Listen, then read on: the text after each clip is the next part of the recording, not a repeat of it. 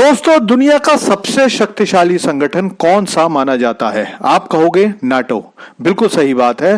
पूरी दुनिया के देश नाटो से घबराते हैं। कोई नहीं चाहता कि नाटो के देशों से कोई भी पंगा लिया जाए। यहां तक कि पिछले 3 साल से चल रही रूस यूक्रेन की लड़ाई भी इसी बात से शुरू हुई थी कि यूक्रेन नाटो ज्वाइन करना चाहता था और रूस इसके सख्त खिलाफ था।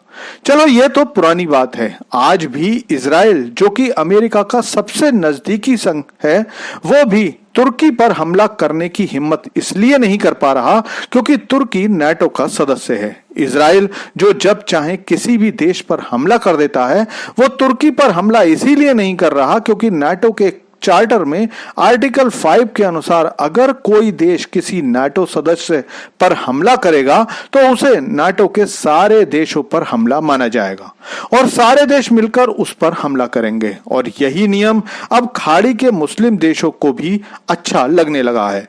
दरअसल नाटो की ताकत देखकर सारे मुस्लिम देश अब एक मुस्लिम नाटो बनाने पर विचार कर रहे हैं। इजिप्ट के राष्ट्रपति ने पिछले दिनों ऐसा प्रस्ताव मुस्लिम देशों के संगठन ओआईसी में रखा था। ओआईसी ने इस पर मोटे तौर पर सहमति जता दी है। लेकिन क्या मुस्लिम नाटो बनना इतना आसान है?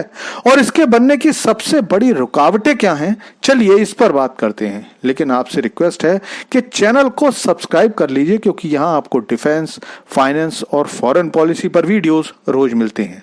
तो दोस्तों, पिछले हफ्ते जब इजराइल ने कतर की राजधानी दोहा पर हमला किया और एक होटल में चल रही हमास की सारी लीडरशिप खत्म कर दी, तो एक बार फिर से ये मांग उठने लगी कि यूरोप के संगठन नाटो की तरह हमें भी एक अपना संगठन बनाना चाहिए जिससे कि मुस्लिम देशों की सुरक्षा सुनिश्चित की जा सके।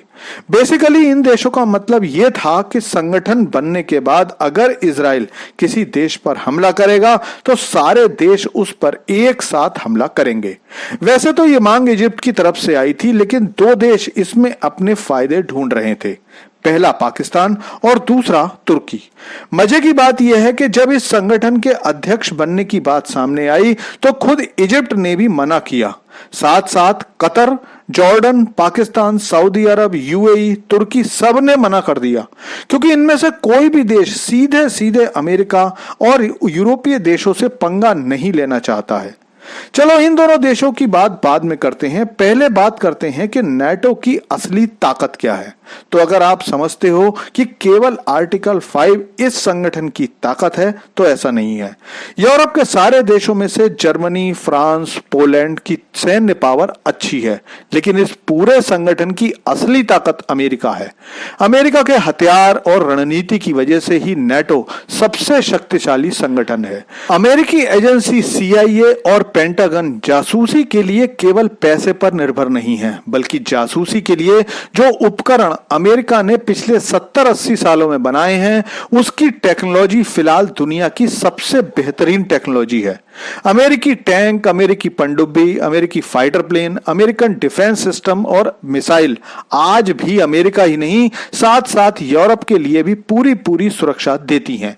इन मुस्लिम देशों के पास पैसा तो है, लेकिन वो वर्ल्ड की नंबर 1 टेक्नोलॉजी कैसे बना पाएंगे? क्योंकि खुद ये कोई रिसर्च या डेवलपमेंट करते नहीं हैं और पश्चिमी देश इन्हें ये टेक्नोलॉजी देंगे नहीं। लेकिन इससे भी बड़ी दिक्कत यह है कि अगर ऐसा कोई मुस्लिम नाटो बन भी जाता है तो भी पर्सनल पावर को शो करने का मैदान बनकर रह जाएगा, जिसके लिए पाकिस्तान, तुर्की और कुछ हद तक ईरान भी तैयार बैठे हैं। दरअसल जो देश इस संगठन बनाने की बात कर रहे हैं उनमें खास तौर पर इजिप्ट, कतर और ईरान है। सऊदी अरब, यूएई ऐसे किसी भी पहल को पसंद नहीं करते क्योंकि इससे मुस्लिम उम्मा की ताकत और देशों के हाथों में जाने का खतरा है। और ये दोनों देश पैसे के मामले में सबसे अमीर देशों में से हैं। कतर पर ज्यादातर मुस्लिम देश भरोसा नहीं करते हैं। तुर्की खुद अभी नाटो का हिस्सा है। अगर वो ऐसी पहल में पड़ेगा तो पूरा यूरोप तुर्की का बैंड बजा देगा, और वो भी अमेरिका के साथ मिलकर। लेकिन पाकिस्तान मन ही मन खुश है कि अगर ऐसा संगठन बनता है तो अकेला परमाणु संपन्न देश होने के कारण वो इस संगठन को अपने तरीके से चला सकता है।